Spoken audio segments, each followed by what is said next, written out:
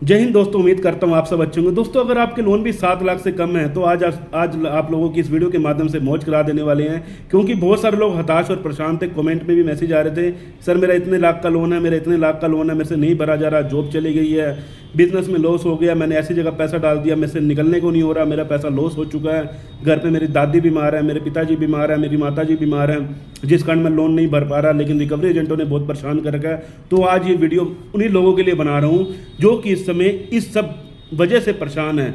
Job चली गई है, बिजनेस में लॉस हो गया, तमाम तरीके से कोई भी ऐसी वैसी एक्टिविटी हो चुकी है जिस कारणवश आप पैसा लोन कंपनी का वापस नहीं कर पा रही है।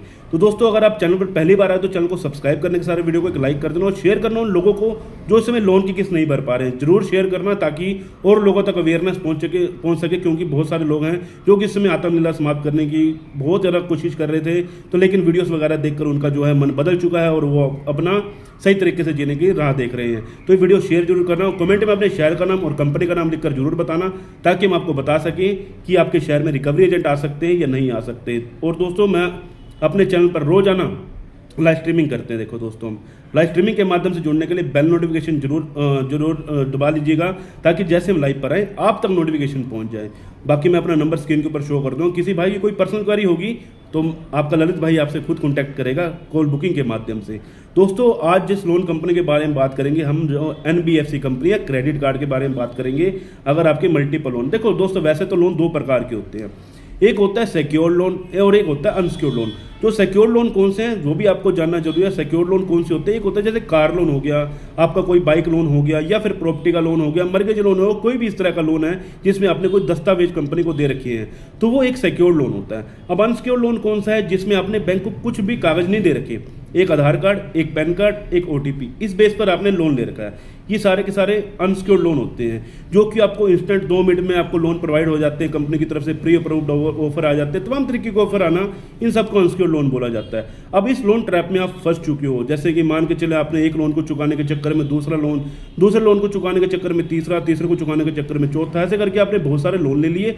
उसके बाद आप पेडे लोन लेना, मंथली वाले लोन लेना शुरू कर दिए, और उसकी वजह से अब आप और ज़्यादा ट्रैप में फंसते चले गए। उसके बाद अपने क्रेडिट कार्ड भी आपने यूज़ कर लिए, 10,000 का क्रेडिट कार्ड था, सारा खत्म कर दिया, 20,000 का क्रेडिट कार्ड था, सारा खत्म कर दिया, 50,000 का क्रेडिट कार्ड था, सारा यूज़ कर लिया। अब क्या बचा आपके पास? कुछ भी नहीं, क्योंकि अब इस समय जॉब लॉस हो चुकी है आपकी, या बिजनेस में लॉस हो चुका है। अब इस कंडीशन में अब आपको कैसे बाहर निकलना है?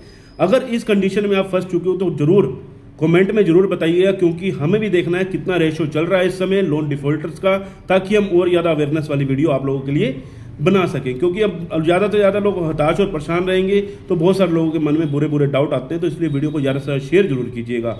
दोस्तों देखो, जो हम अनसिक्योर्ड लोन के बारे में बात कर रहे हैं, अगर आपके मल्टीपल लोन हैं, मल्टीपल लोन का बारे में मैंने आपको बता दिया, एक लोन को चुकाने के चक्कर में दूसरा लोन।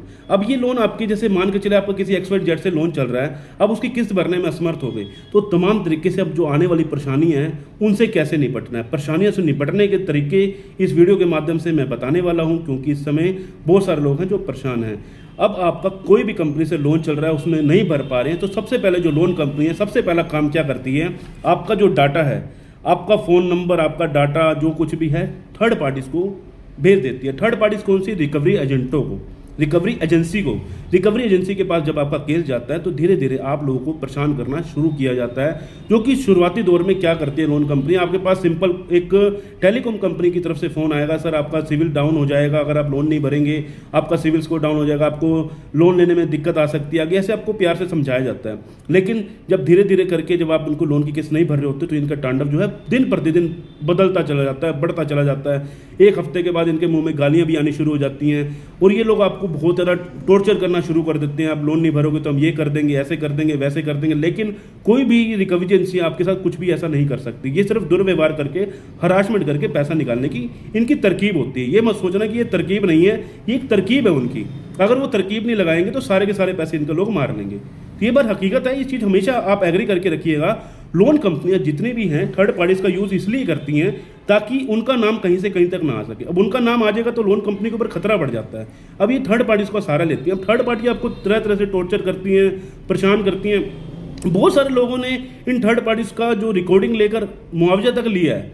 ये मत सोचना कि आप मुआवजा नहीं ले सकते। कंपनी मुआवजा तक देने के लिए तैयार हो जाती है। अगर उनकी रिकॉर्डिंग आपने ट्विटर पर कर दी या आरबीआई में कंप्लेंट कर दी, मुआवजा तक दे देती है कंपनियां। तो ये मत सोचिए कि ये लोन कंपनी आपको इतना दुर्व्यवहार परेशान कर दे। आरबीआई की गाइडलाइन में साफ साफ लिखा है कोई भी रिकवरी एजेंट किसी के साथ भी मिसबिहेव नहीं कर सकता, हरासमेंट नहीं दे सकता। और रिकवरी एजेंटों को टाइमिंग रहती है सवेरे 7 बजे से लेकर शाम को 8 बजे, सवेरे 8 बजे से लेकर शाम को 7 बजे की टाइमिंग रहती है। अगर उससे ऊपर नीचे कभी आपके पास कॉल आ जाए, 7 बजे से पहले कॉल आ रही है या फिर सवेरे 8 बजे से पहले कॉल आ रही है, शाम को आपके पास 7 बजे के बाद कॉल आ रही है, ये सब थर्ड पार्टीज हैं। तो इस चीज़ को हमने सोच के रखना है, ये सब थर्ड पार्टीज हैं। कोई त्योहार वाला दिन है, उस दिन रिकवरी एजेंट का फोन आ रहा है या घर पर आ रही है, ये सब के सब आपको एक तरह का माया जाल में फंसाने का काम है। अगर आपके पास पैसा नहीं है तो रिकवरी एजेंट के कॉल को रिसीव मत करें, क्योंकि रिसीव करेंगे जितना आप रिसीव करेंगे उतना ही आपको टॉर्चर करते चले जाएंगे। ये चीज़ हमेशा ध्यान रखना। व्हाट्सएप पर रिकवरी एजेंट आप लोगों को बहुत ज़्यादा परेशान करते हैं, तो व्हाट्सएप के माध्यम से भी आप अगर कर सकते हो, व्हाट्सएप पे उनको ब्लॉक करें या उनसे बातचीत ना करें। आपने पैसा है तो लोन कंपनी को पे कर दीजिए, नहीं है तो देखो इतना डरिए मत, क्योंकि डर की वजह से आपका ये जो माहौल बना हुआ है, डर का माहौल खत्म करें। क्योंकि बहुत सारे लोग हैं ऐसे कहते हैं मेरी फैमिली में मैंने नहीं बता रखा, मेरे रिश्तेदारों को पता चल जाएगा। देखो दोस्तों, पैसा है ना तो आप पे कर दिए होते, पैसा नहीं है, प्रॉब्लम आपकी बनी हुई है, प्रॉब्लम सोल्व भी आपको ही करनी है। ये नहीं है कि कोई और आके प्रॉब्लम सोल्व करेगा, प्रॉब्लम आपको खुद ही सोल्व करनी है। वो प्रॉब्लम सोल्व कैसे करनी है? देखो दोस्तों, अब आपने लोन कंपनी से पैसा लिया, अब इनको आपने सबसे पहले क्या करना चाहिए, बैंक को आपका फर्ज बनता है। आरबीआई गाइडलाइन में साफ साफ लिखा है अगर आप लोन की किस्त नहीं भर पा रहे तो बैंक को लीगल प्रायर नोटिस भेज दीजिए। अब लीगल प्रायर नोटिस जो वर्क करेगा ना, आपका घर पे रिकवरी एजेंटों को आने से रोकेगा, आपकी जो कॉल्स वगैरह नहीं रुकती, थर्ड पार्टी से कॉल वगैरह नहीं रुकेंगी। ये मत सोचना ये कॉल रुक जाएगी, कॉल आती रहेंगी, लेकिन आपके घर पे रिकवरी एजेंट का आना स्टॉप करवा सकते हैं। आने वाले समय पर कोई केस हो रहा है तो कंपनी केस के ऊपर भी आप स्टॉप लगवा सकते हैं। स्टॉप नहीं मतलब कि आप उनके जो भी रिप्लाई वगैरह करके आप उनसे रोक लगवा सकते हैं। आर्बिट्रेशन कर रहे हैं उस पर भी रोक लगा सकते हैं। तो तमाम तरीके से आप समझिए। अगर आपके घर पे रिकवरी एजेंट घर पर आ रहा है, सबसे पहली बात सुन लीजिए, घर पे जो भी रिकवरी एजेंट आपके घर पर आते हैं ये सब के सब थर्ड पार्टी, मैं आपको ऑलरेडी बता चुका हूँ थर्ड पार्टी से होते हैं। अब थर्ड पार्टीज के जो रिकवरी एजेंट आप लोगों के घर पर आते हैं उनका क्या महत्व है? उनका भी यही काम है आप लोगों को बताना कि सर आप लोन की किस्त क्यों नहीं भर रहे हैं, हम आपकी कुछ मदद करें। लेकिन वही बात है, लोगों के मन में एक डर बना हुआ है, रिकवरी एजेंट आके ये कहेगा वो कहेगा, ऐसा कुछ नहीं है। रिकवरी एजेंटों का जो काम है वो आपसे पैसा लेने का। लेकिन थर्ड पार्टीज के रिकवरी एजेंट, आपकी मैंने आपको थोड़ी देर पहले ये चीज बोली थी कि वो मनमाने तरीके से पैसा निकालने की कोशिश कर रहे हैं। अब मनमाना तरीका आप लोगों के साथ गाली गलौज करना, आप लोगों के साथ बदतमीजी करना, तमाम तरीके से आपको हराश करना कि हम आपके घर पर आकर घर पे आके बैठ जाते हैं, उसके बाद कहेंगे हम घर से तब तक नहीं जाएंगे जब तक पैसा नहीं दोगे। तो ये चीज आपको हमेशा ध्यान रखनी है। कोई भी रिकवरी एजेंट घर पर आ रहा है उनकी एक वीडियो रिकॉर्डिंग करिए। वीडियो रिकॉर्डिंग से आप इतना ज़्यादा बेनिफिट ले सकते हो ना। वीडियो रिकॉर्डिंग का एक जो बेनिफिट है वो आपको हमेशा काम आता है। अब रिकॉर्डिंग प्रूफ होना जरूरी है। अगर प्रूफ नहीं है ना आपके पास तो आपका कोई भी कुछ भी बिगाड़ सकता है, लेकिन प्रूफ है ना तो आपका कोई बाल भी बाका नहीं कर सकता। ये चीज़ हमेशा ध्यान रखना। नेक्स्ट टाइम कोई भी रिकवरी वाला आए ना उसके आगे कैमरा जरूर ऑन कर लेना, ताकि आपका जो डर है ना वो 90% नहीं 100% खत्म हो जाए। ये मैं उम्मीद करता हूँ आप लोग जिस चीज़ को ट्राई जरूर करेंगे, ट्राई करने से आपका ही बेनिफिट है। अब नेक्स्ट हम जाते हैं किन कंपनियों के बाद ये कंपनी है ना रिकवरी एजेंट का सिलसिला, कॉल का सिलसिला ज़्यादा से ज़्यादा आपका 92 दिनों तक चलता है। पहले दिन आपने लोन को डिफॉल्ट करा, आपने मान के चलो 1 जनवरी को लोन डिफॉल्ट किया, तो अब ये मान के चलिए कि आपका 2-3 अप्रैल तक ये सब होने वाला है। 2-3 अप्रैल के बाद सब कुछ स्टॉप हो जाता है। ये रिकवरी एजेंट में घर पर आना, ये वो सिलसिला सब खत्म हो जाते हैं। जैसे ये सिलसिले खत्म होते हैं अब बैंक है लीगल का प्रोसेस करना शुरू करती है। अब लीगल का प्रोसेस किस प्रकार किया जाता है वो भी समझिए। अगर वो नहीं समझेंगे तो फिर बाद में आप परेशान हो सकते हैं। स्टेप बाय स्टेप मैं आपको जो समझा रहा हूँ, जो स्टेप है, पहला जो नोटिस आता है आपका दूसरे महीने में रिकॉल नोटिस बैंक भेजता है।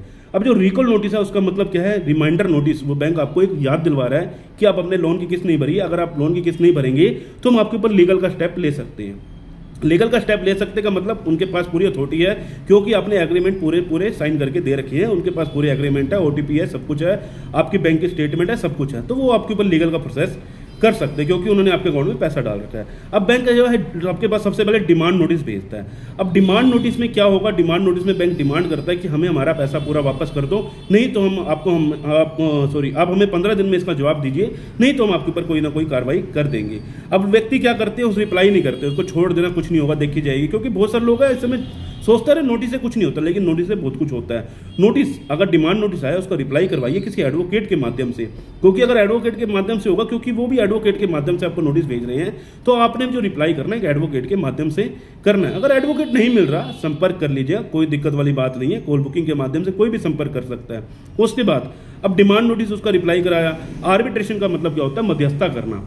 अब लोन कंपनियां हैं, आपके क्रेडिट कार्ड में ज़्यादातर आर्बिट्रेशन की प्रोसीडिंग की जाती है। अब आर्बिट्रेशन से भी आपको बचना है, क्योंकि आर्बिट्रेशन अगर वोट पास कर दिया जाएगा तो आपका जो सैलरी अकाउंट है या फिर आपका प्राइमरी अकाउंट है उसको जो है लीन लगा दिया जाता है। जैसे मान के चले आपकी सैलरी 20,000 रुपये आती है, आपका किसी कंपनी से लोन चल रहा है 30,000 40,000 रुपये का, तो वो आर्बिट्रेशन का वोट पास करके आपको उस पर लीन लगा देगी और आपका सारा का सारा पैसा माइनस में डाल देगी। ये चीज़ आपको ध्यान में रखनी है, ठीक है। अब ये चीज़ें आपको करवानी जरूरी है। पैसा है तो आप आर्बिट्रेशन मत करके आप उसका पैसा क्लियर कर दीजिए, नहीं तो आर्बिट्रेशन में ऑब्जेक्शन जरूर लगवा दीजिएगा। आर्बिट्रेशन 2 से 3 4 बार आर्बिट्रेशन होती है। 4 बार आर्बिट्रेशन पे अगर आप ऑब्जेक्शन लगा देते हैं तो आर्बिट्रेशन भी रद्द हो जाती है। अगर उन्होंने मनमाने तरीके से वोट पास कर दे तो वोट पे भी कोई ये नहीं है कि ये जो वोट अगर अपने मान के चलो ऑब्जेक्शन लगा रखे वो भी शून्य हो जाता है। तो ये चीज़ आपको ध्यान रखनी है। आर्बिट्रेशन के जितने भी नोटिस हैं उस पर आपको ऑब्जेक्शन फाइल करनी है। अब कई कंपनियां हैं, अब लोग कहते हैं कि अरे कोई केस नहीं होता लोन में, ऐसा वैसा कुछ नहीं होता, लेकिन होता है।